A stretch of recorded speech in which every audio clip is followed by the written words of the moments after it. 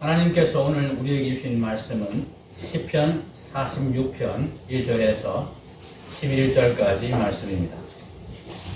말씀의 제목은 어둠 가운데서 새벽을 여시는 하나님입니다. 1절 말씀을 보면 하나님은 우리의 피난처시요 힘이시니 환난 중에 만날 큰 도움이시라 이렇게 되어 있습니다. 하나님 우리에게 도움이 되시죠. 우리의 피난처시고 우리의 힘이시죠. 자, 여기까지는 참 좋습니다. 누구나 동의하고 누구나 원하는 그런 표현이고 고백입니다. 근데 곰곰이 생각해보면 이 구절에 조금 이상한 점이 있습니다. 그 다음 구절도 마찬가지입니다. 하나님은 우리의 피난처시요 힘이시니 그 다음 표현입니다. 환난 중에 만날 큰 도움이시라. 환난 중에라는 표현이 문제입니다. 환난 중에 만날 큰 도움이시라. 하나님이 우리에게 힘이시고 우리의 도움이시면 그럼 환난 중에 도움을 만나는 것보다 환난 중에 고초를 받고 환난 중에 힘을 보태서 그 환난을 면하게 하는 것보다 더 좋은 방법이 있지 않습니까? 아예 환난을 없게 하는 것. 아예 환난을 오지 못하게 미리 막아주는 것. 그것이 훨씬 더 하나님이 우리를 더 위하시고 우리에게 더 좋은 일이 된 것 아니겠습니까? 그렇게 생각하지 않으십니까? 그런데 이 시편은, 이 시인은 결코 그런 고백을 하지 않습니다. 하나님이 우리의 환난을 막아주신다. 우리에게 어떤 어려움도 없게 해주신다. 이런 고백을 하시지 않습니다. 2절, 3절 가면 더 그것이 분명해집니다. 그러므로 땅이 변하든지 산이 흔들려 바다 가운데에 빠지든지 아니, 땅이 변하지 않고 아예 산이 흔들리지 않고 바닷물이 3절 바닷물이 솟아나고 뛰놀든지 그것이 넘침으로 산이 흔들릴지라도 아니 아예 이런 일이 없는 게 훨씬 좋은 거 아닙니까? 그런데 땅이 변하고 산이 흔들리고 바닷물이 솟아나고 그것이 넘쳐서 산이 흔들리는 일이 있다고 이야기합니다. 그 가운데서 우리는 두려워하지 않을 것이다. 왜냐하면 하나님이 우리의 피난처시고 힘이기 때문에. 이 의미가, 이 기조가 끝까지 계속합니다. 11절 마지막 결론을 보시면 만군의 여호와께서 우리와 함께 하시니 야곱의 하나님은 우리의 피난처시로다. 피난처라는 말이 전제하고 있는 게 뭡니까? 위험이 온통 도사리고 있다는 얘기입니다. 위험이 나를 향해서 닥쳐오고 나를 위협하고 있다는 이야기입니다. 그 가운데서 하나님께서 우리의 피난처가 되십니다. 그 가운데서 우리가 하나님과 함께 하게 됨으로써 우리가 안전하게 된다. 하나님이 정말 하나님이시고 정말 위대하신 분이시고 정말 온 세상과 천지와 만물을 온 우주를 주관하시고 다스리는 분이시라면 애당초부터 하나님이 우리에게 이런 위험이 없도록 해주시는 것이 하나님께서 우리를 가장 가장 사랑하시고 보호하시고 안전하게 지켜주시는 방법이 아니겠습니까? 그런데 그런 고백을 이 시인은 하고 있지 않습니다. 이 시인이 어떤 위험에 처해서 그 위험으로부터 하나님께서 지켜주시는 그런 경험을 단지 이 시편에 썼다. 그렇게만 우리가 보기가 힘듭니다. 우리의 생각에는 이런 것도 참 좋지만 우리가 위험이 우리에게 닥치고 우리에게 어려움이 생겼을 때에 그 어려움 가운데서 하나님께서 나를 지켜주시고 나를 보호해 주시고 그 어려움 같은 건져주시는 것이 참으로 감사한 일이고 고마운 일입니다. 그죠? 그런데 그보다 더 좋은 것이 우리에게는 아예 그런 일이 일어나지 않는 것입니다. 그죠? 우리가, 그런 이제 감사를 하나님께 종종 드립니다. 그죠? 교통사고를 당했는데, 그죠? 목숨에는 아무 지장이 없게. 사지가 부러지거나 그런 일이 없고, 놀라는 일만 있게. 그렇게 사고가 일어났다. 감사합니다. 그 감사를 옆에 듣고 있는 어떤 사람들 중에서는 이런 생각을 하는 사람도 있습니다. 정말 감사하려면, 교통사고 일어나지 않아야지. 하나님 정말 지켜주시면 교통사고 없게 해야지.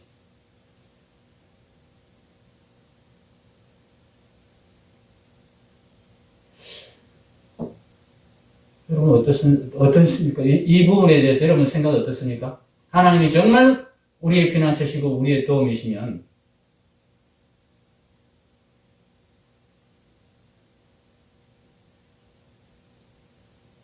이 시편의 고백이 좀 마음에 들지 않는다. 이런 생각을 우리가 할 수밖에 없습니다. 우리의 좁은 소견으로는 그렇습니다. 그런데 하나님의 생각은, 하나님의 수준은 우리가 조금 다르십니다. 하나님의 생각과 우리의 생각이 조금 다르기 때문에 이렇게 서로 좀 삐뚤어가 끝나는 겁니다. 하나님의 생각과 우리의 생각이 조금 다른 것. 하나님이 왜 우리에게 아예 환난이 없게 하시고, 아예 우리에게 어려움이 없게 하시는 그런 방법으로 우리를 보호하시지 않고, 환난 중에, 어려움 가운데서 하나님이 우리를 보호하시는 이런 방법으로 우리에게 나타나시고, 우리에게 하나님의 어떤 분이신지를 가르쳐 주시는지, 이것에 대해서 우리가 알아야 됩니다. 그것을 이해할 수 있어야 됩니다. 우리 생각에는 이렇게 하면 좋겠는데 하나님 왜 이렇게 하시는지. 저를 한번 보십시오. 내 생각에는 이게 좋아요. 근데 하나님은 이걸 주세요. 자, 그러면 우리가 이 상황을 놓고 어떻게 생각을 해야 됩니까? 어떤 분들은 이런 상황에서 계속 이렇게 기도해요. 하나님, 이게 더 좋은데, 이게 더 좋으니까, 이거 주세요.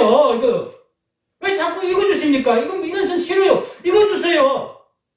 계속 이렇게 고집을 부려요. 그럼 이거는 하나님 믿는 거 아니에요? 그렇죠? 그럼 너무 의미가 없다니. 하나님을 믿으면, 하나님 믿는다는 게 무슨 뜻입니까? 하나님이 내게 좋은 거 주면 나 원하는 거 다 들어준다. 이게 하나님 믿는 게 아니잖아요. 하나님이 나를 정말 사랑하시고, 하나님이 나보다 더 똑똑하시고, 하나님이 나보다 나를 더 잘 아셔서 내가 하나님이 시킨 대로 하면 내가 진짜 행복한 사람이 될 수 있다. 이게 하나님을 믿는 거란 말이에요. 하나님을 의지하는 거란 말이에요. 나를 믿는 게 아니고, 내가 하나님보다 똑똑하다고 생각하는 게 아니고, 하나님이 나보다 더 지혜로우시고, 하나님이 나를 너무나 사랑하신다. 그리고 하나님은 모든 것을 하실 수 있는 능력이 있으신 분이다. 그 하나님이 나에게 가장 좋은 것을 해주실 것이다. 그래 나는 하나님이 주시는 것 받으면 되고 하나님이 하라 하는 것 하면 내게 가장 유익하게 될 것이다. 이것이 우리가 하나님을 믿는 믿음입니다. 그래서 내가 좋은 거는 이건데 하나님은 이걸 주시려고 하고 이게 좋다고 하신다. 그러면 우리가 하나님이 이걸 좋다고 하시니까 이게 더 좋은가 보다. 하나님 그럼 그거 주세요. 이렇게 되면 우리 마음이 그냥 무조건 바뀌면 정말 좋겠지만은 그건 또 잘 안 되는 거라고. 그래서 우리가 하나님이 왜 이걸 좋다고 하시는지를 이해하는 과정이 필요하다니. 그죠? 나는 이게 좋은데 하나님이 이게 좋다고 그러시고. 그러면 이게 정말 좋은 건지, 하나님 좋다고 하는 것이 정말 좋은 건지를 우리가 한번 살펴봐야 되잖아요. 왜 하나님이 이게 더 좋다고 그러시는지.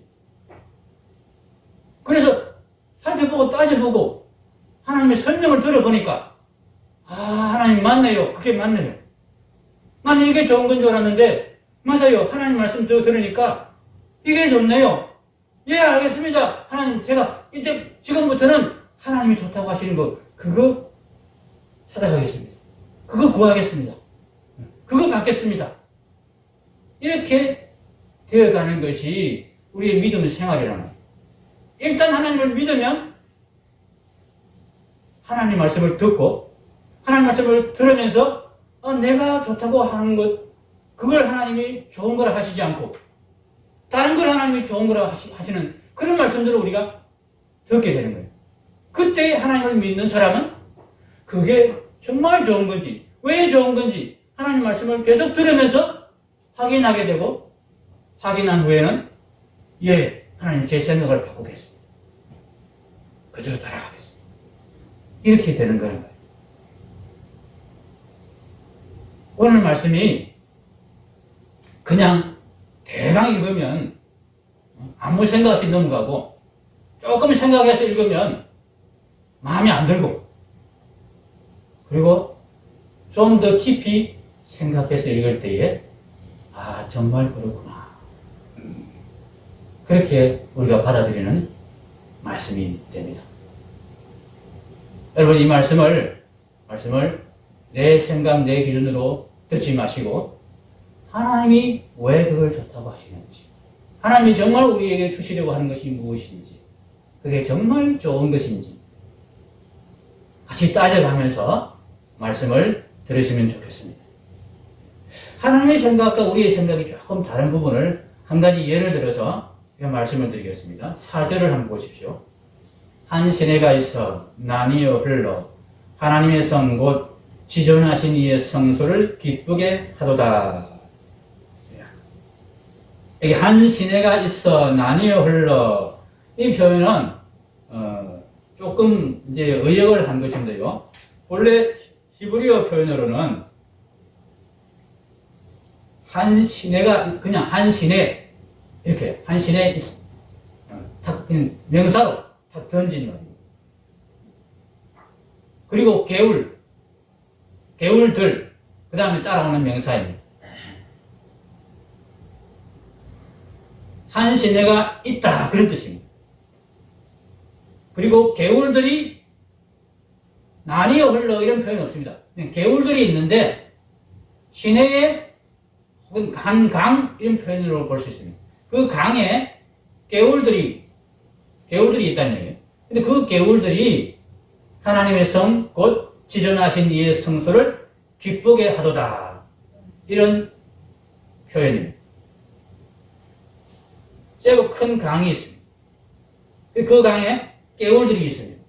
그 개울들이 하나님의 성 곧 지존하신 이의 성소를 기쁘게 하도다. 이런 표현입니다. 개울들이 어떻게 강에 개울들이 있는데 그 개울들이 하나님의 성 지존하신 이의 성소를 기쁘게 한다. 이 표현이 어떤 상황을 두고 하는 말인지 한번 생각해 보십시오. 물이란 것은 우리에게 꼭 필요한 것입니다. 그죠? 사람이 사는 데에서 꼭 필요한 겁니다.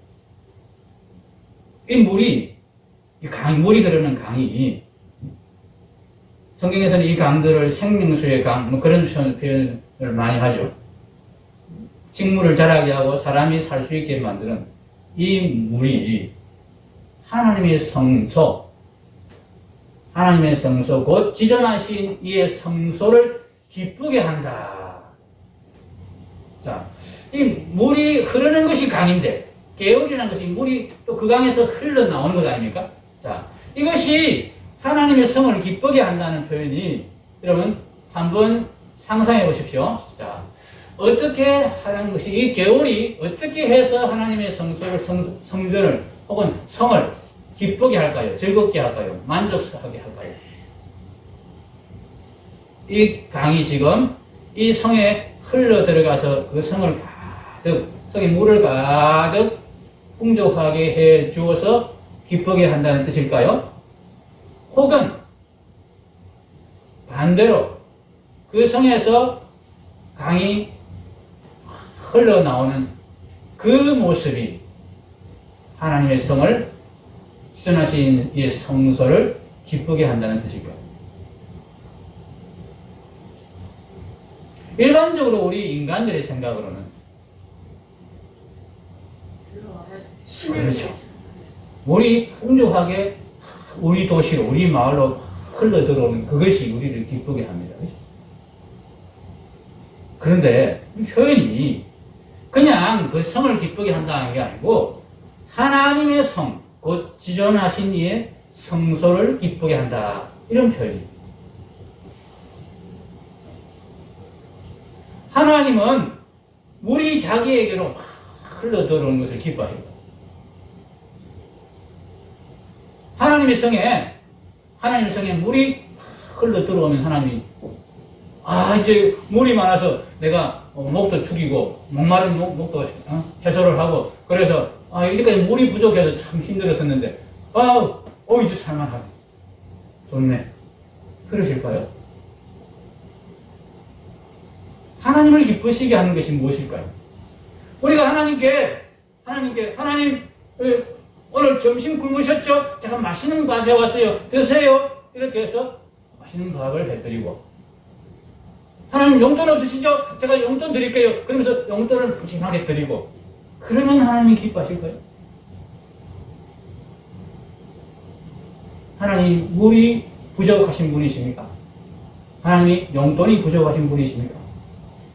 하나님 뭔가 부족해서 많이 채워야 흡족하고 만족하시는, 즐거워하시는 그런 분이십니까? 아니지 않습니까? 하나님이 뭘로 기뻐하십니까? 하나님은 뭘로 기뻐하십니까?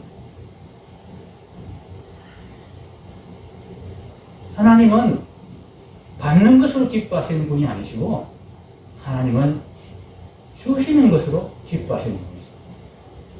나누어 주는 것으로 하나님 기뻐하십니다.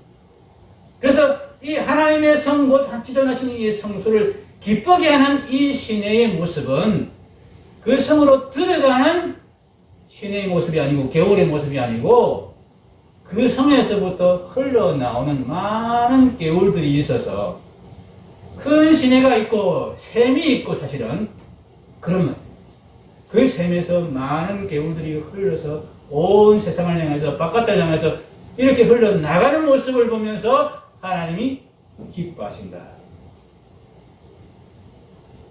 하나님 그 가운데서 끊임없이 그들에게 생명수를 공급해 주시고 그렇게 공급받은 생명수를 자기가 끌어안고 자기만 쓰는 것이 아니고 들어와서 좋다고 그렇게 감사하고 즐거워하는 것이 아니라 그것을 받아서 세상을 향해서 흘려내 보내는 이 모습을 보고 하나님이 기뻐하신다. 많이 가진 사람이 부자입니까? 많이 나누어주는 사람이 부자입니까? 아무리 많이 가져도요, 나누어줄 수 없으면 그 사람은 부자 아니에요. 풍족하지 않은 거예요. 풍족하고 남으면 나누어줄 수 있으면 나누어주게 되어 있습니다. 조금 더 부족함이 없고 남는다. 그럼 나누어주게 되어 있어요. 내가 나누어줘도 내게 부족함이 하나도 없다. 하나님이 계속해서 공급해 주신다. 이런 믿음이 있고 이런 것을 경험하면 나눠줄 수 있는 거예요. 이것이 진짜 풍족함입니다. 이것이 진짜 풍성함입니다. 이런 복이 하나님의 성에서 이렇게 흘러넘칠 때 하나님이 기뻐하신다. 이렇게 말씀하시는 것입니다. 우리가 뭐가 풍족한 것이고 뭐가 복인지를 우리 생각으로 우리의 그냥 느낌으로 탁 생각했을 때와 하나님의 생각으로 다시 비춰봤을 때와 다르다는 것을 확인할 수 있죠. 그죠? 그러면서, 하나님의 생각이 맞구나. 하나님이 정말 기뻐하시는 그 일이 진짜 우리가 기뻐해야 될 일이고, 진짜 그것이 우리에게 복인 것이 맞구나 하는 것을 확인할 수 있습니다. 그래서 오늘 말씀도 이제 환난을 아예 없게 하는 것이 우리에게 진짜 복이 아니고 진짜 도움이 아니고 환난 중에 하나님이 우리의 도움이 되어주시는 것. 환난이 일어나도록 하나님이 내버려 두셨다가 그 환난 때문에 우리가 막 두려워하고 우리가 겁을 내리는 찰나에 하나님이 우리 손을 잡으시면서 내 손 잡으면 된다. 너 나에게 오면 된다. 이렇게 말씀해 주시는 것이 하나님이 우리에게 주시는 큰 도움이시고 하나님이 우리에게 주시는 피난처 되십니다. 근데 하나님이 왜 그렇게 하실까? 우리 생각에는 아무리 생각해도 아예 환난을 처음부터 없게 해주시고 아예 그런 어려움과 위험이 아예 우리에게 닥치지 않도록 해주시는 것이 더 복되고 좋은 일인데 하나님은 왜 그렇게 안 해주시고 환난 중에 우리의 도움이 되시고 하나님이 우리의 피난처가 되신다는 것을 우리에게 계속 이렇게 말씀하시는가? 우리의 구원이 아직 완성되지 않았기 때문에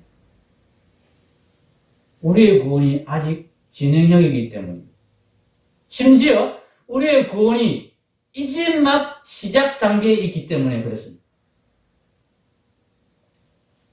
5절 말씀을 한번 같이 읽겠습니다. 하나님이 그 성중에 계심에 성이 흔들리지 아니할 것이라 새벽에 하나님이 도우시리로다. 아멘.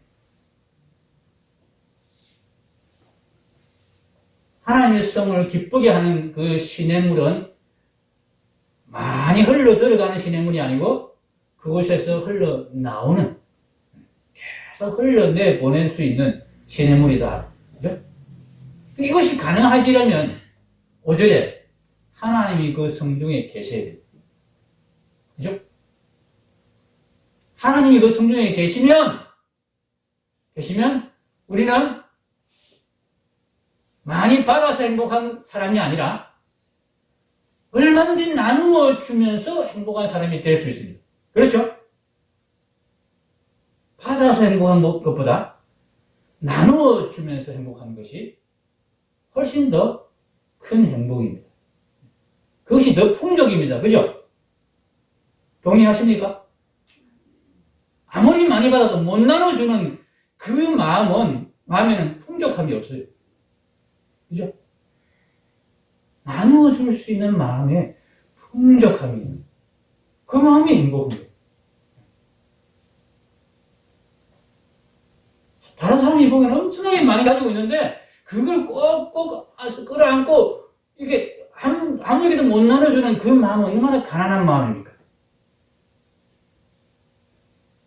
하나님 우리에게 그런 가난한 마음만 갖지 말고 풍족한 마음 가지라고 하시는데 그렇게 풍족한 마음 갖게 되기 위해서는 하나님이 그 성중에 계셔야 된다. 하나님을 모셔야 된다. 하나님이 나와 함께 하신다는 이 믿음이 분명해야 된다. 결론이 사실상 나왔습니다. 이 분명한 믿음, 하나님이 나와 함께 하신다. 하나님 나를 지켜주신다. 하나님이 내 주인이 되신다. 하나님이 내 성중에 계신다. 이 믿음이 분명해지게 하기 위해서 하나님께서 환난 중에 도움이 되십니다. 환난을 내버려 두신다. 고난을 하나님이 아예 처음부터 없애지 않고 고난이 일어나게 그렇게 두신다는 이야기입니다. 왜요? 우리가 환난이 없으면 고난이 없으면 하나님 안 찾으니까 하나님께 안 달려가니까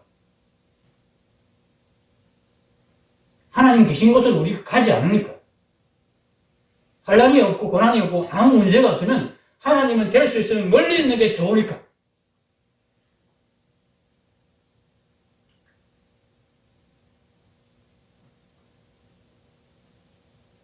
하나님 가끔만 보는 게 좋으니까.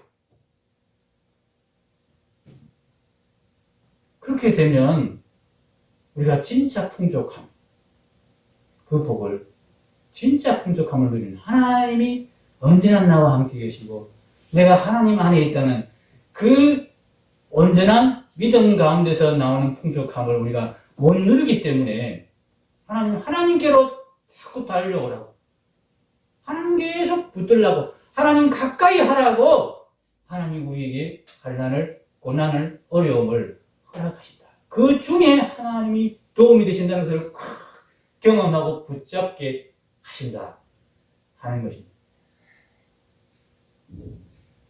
근데 아직 우리가 그 단계에 이르지 못했기 때문에 우리가 온전히 하나님을 붙들고 하나님이 우리 안에 계시는 이 온전한 연합, 온전한 믿음에 우리가 이르려면 더 이상 하나님이 우리에게 환난을 주실 필요도 없고 고난을 주실 필요도 없습니다. 그거 없이도 하나님 꽉 붙들고 있으니까. 지금은 우리가 그렇지 못하기 때문에 하나님이 환난을 허락하십니다. 지금은 우리가 이 구원의 과정 중에 있기 때문에 하나님을 온전히 붙드는 믿음을 단단히 해 가야 되는 이 과정 중에 있기 때문에 하나님이 환난을 허락하신다.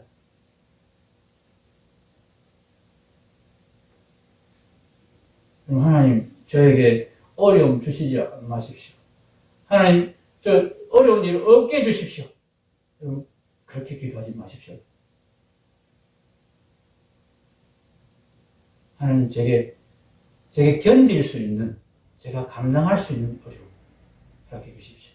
제가 좀 더 큰 어려움 견딜 수 있고 그 큰 어려움에도 불구하고 놀라지 않고 하나님 꽉 붙들고 하나님 계시니까 나는 괜찮아. 이런 담대한 믿음 가지게 되면 또 더 큰 어려움 주셔도 되지만 아직은 제가 조금 믿음이 시작하니까 조그만 어려움 주시고 믿음이 좀 커지면 또 조금 더 큰 어려움도 허락해 주셔서 더 믿음이 커지도록 해주시고 우리가 이렇게 기도할 줄 알아야 됩니다. 그렇게 기도하는 것이 쉽지는 않지만 그렇게 기도해야 되는지, 왜 그렇게 기도해야 되는지는 이제 우리가 알았습니다. 그죠? 하나님이 우리를 구원해 가시는 과정은 하나님이 이 세상을 창조해 가시는 과정과 동일합니다. 하나님의 천지 창조는 사실상 아직 완성되지 않았습니다. 우리의 구원이 완성될 때에 하나님의 창조가 완성될 것입니다. 오전의 마지막에 보면 새벽에 하나님이 도우시리로다 이런 말씀이 있습니다. 이 말씀은 시편에 여러 군데서 또 등장하는 말씀인데 이 말씀을 오해하는 분들이 많아서 제가 조금 설명을 드립니다. 새벽에 하나님이 도우신다 또는 내가 새벽을 깨우리로다 이런 표현들이 시편에 여러 군데서 등장하는데 그러면 이거는 새벽기도 열심히 하면 하나님께서 복을 주신다는 그런 뜻이 아닙니다. 그런 뜻으로 이해하는 분들이 너무 많습니다. 새벽에 하나님이 도우시리로다. 내가 새벽을 깨우리로다. 그래서 새벽같이 일어나서 하나님께 기도해야 된다. 새벽에 눈 뜨자마자 하나님을 찾아야 하나님이 기뻐하시면서 도움을 주신다. 그런 이야기가 아닙니다. 새벽에라는 표현은 정확히는 번역을 문자적으로 하면은 새벽이 돌아오도록 하나님이 도우시리로다 이런 뜻입니다. 새벽에라는 뜻이 아니고 새벽에 이르도록 새벽이 돌아오도록 이런 표현입니다. 그럼 새벽을 만들어내시는 분은 하나님이십니다. 하나님이 우리에게 새벽이 돌아오도록, 새벽이 이르도록 하나님이 우리를 도우신다. 이 표현 가운데서 저는 무엇이 생각이 났느냐 하면은 하나님의 천지 창조의 그 일정이 생각이 났습니다. 그럼 하나님이 천지를 창조하실 때 하루가 지나고 이틀, 사흘 지나는 그 과정에서 재미있는 표현이 있습니다. 창세기 1장을 보면은 1장 찾기는 쉬우니까 한번 찾아볼까요? 창세기 1장.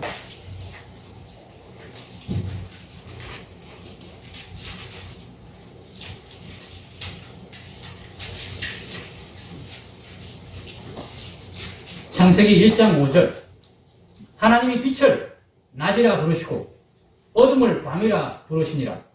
저녁이 되고 아침이 되니 이는 첫째 날이니라. 아멘.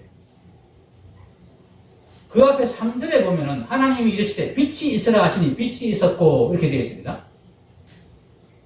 하나님은 첫째 날에 빛을 창조하셨습니다. 근데 그 첫째 날을 5절에 저녁이 되고 아침이 되니 이는 첫째 날이니라 이렇게 표현했습니다. 첫째 날.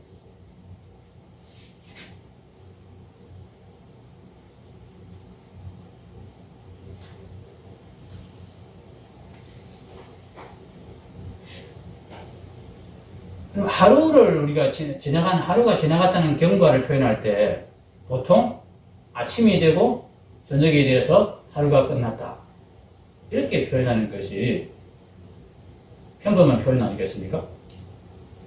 그런데 성경에는 하루가 지나갔다는 표현을 저녁이 되고 아침이 되니 이제 첫째 날이 지나갔다 그렇게 표현했습니다.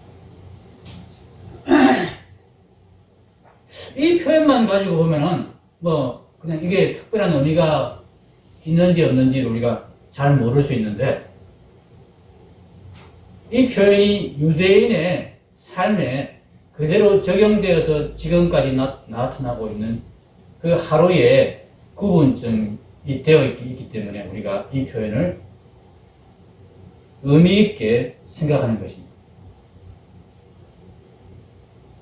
세상의 어떤 민족도 하루의 시작을 저녁으로 기점해서 시작하는 민족이 없습니다. 그럼 하루의 시작이 언제부터입니까? 아침이죠. 아침에 하루가 시작되는 거죠. 아침에 일어나면 이제 하루가 시작되었다. 그렇게 하는 거죠. 그런데 놀랍게도요, 유대인들은 저녁을 하루의 시작으로 칩니다. 하루가 시작되는 시간이 저녁 7시입니다. 저녁 7시부터 하루를 시작입니다. 그 사람들은. 그때부터 0시인 거예요. 날짜가 그렇게 넘어갑니다. 저녁 7시부터 이제 오늘이 며칠이죠? 28일이죠? 그럼 유대인들에게 3월 1일은 오늘 저녁부터 3월 1일. 내일 아침, 그리고 오늘 저녁부터 아니고 내일, 그게 저녁이 내일 저녁인 거예요, 내일 저녁. 오늘 저녁이 내일 저녁인 거예요. 그 저녁부터가 내일. 희한하죠? 이게 자연스러운 시간 구분법은 절대 아니지 않습니까? 그냥 우리 생각에 자연스럽게 하루를 구분하면 우리 생활에서 자연스럽게 눈 떠서 이제 하루를 새날이라는 게 그런 의미 아닙니까? 새날. 근데 유대인들은 새날이 저녁부터예요. 어두컴컴해지면 새날이 시작되는 거예요. 우리도 새벽 1시부터 아닐까? 그렇게 생각하면 새벽부터 그 내를 하니까.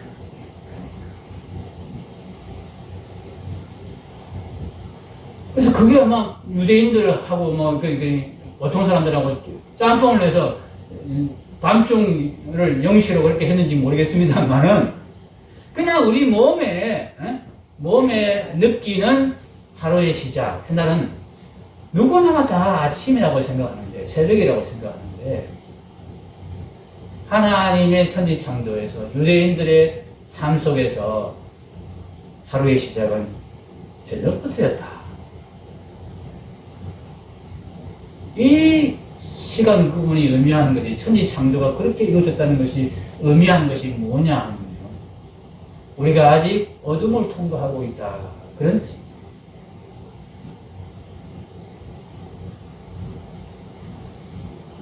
우리의 삶이, 우리의 창조가, 우리의 구원이 지금 어느 정도 왔느냐, 그런 의미가 여기에 담겨 있다는 거예요. 우리가 다 된 줄 압니다.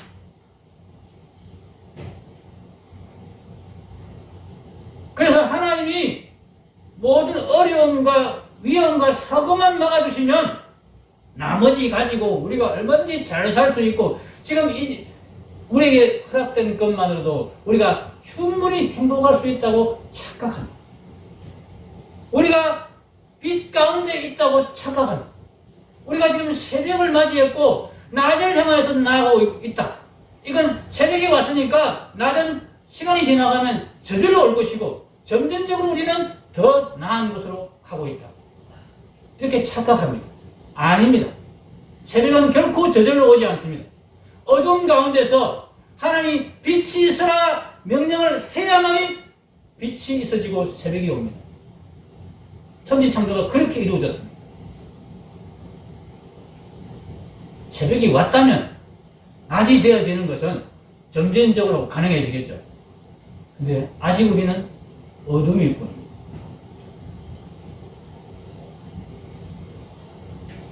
하나님의 빛이 우리 가운데 임하지 않으면, 우리가 하나님의 빛을 받아들이지 않으면, 하나님의 빛 가운데 우리가 가까이 가서 그 빛을 꼭 끌어안지 않으면 우리는 여전히 어둠일 수밖에 없는 그런 상태에 있습니다. 그래서 하나님께서 그 어둠에서 우리를 끌어내기 위해서, 그 어둠을 깨뜨리기 위해서 우리에게 하나님께 가까이 나아오고자 하는 강렬한 소망과 그 원함을 우리에게 심어주시기 위해서 고난을 허락하시는 것입니다. 환난을 허락하시는 것입니다. 어둠을 깨뜨리기 위해서 그렇게 우리를 자극하시는 것입니다. 그렇게 해야 우리가 어둠에서 나와서 빛 가운데로 거하는, 빛 가운데에 거하는 참된 생명을 누리는 그런 복된 자가 될 수 있기 때문에 하나님이 그렇게 우리에게 환난을 허락하신다.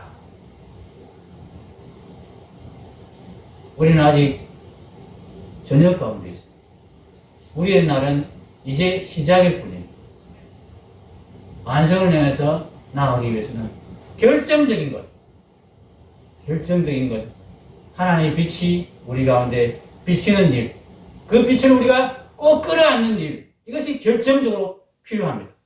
이를 위해서 하나님께서 우리에게 환난을 허락하신다. 환난을 허락하신다.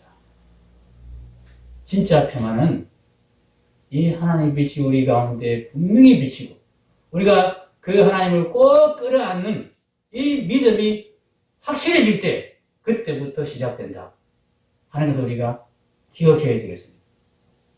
그게 아직 우리에게 온전치 않기 때문에, 확실하지 않기 때문에 하나님 우리에게 환난을, 고난을 멈출 수가 없다, 허락하지 않을 수가 없다 하는 것을 기억하시고, 이 고난을 우리에게 주셔서 하나님 꼭 붙들게 하시는 그 하나님께 우리가 감사하는 그런 마음으로 이 삶을, 이 어둠을 깨쳐 나가면 좋겠습니다. 기도하겠습니다.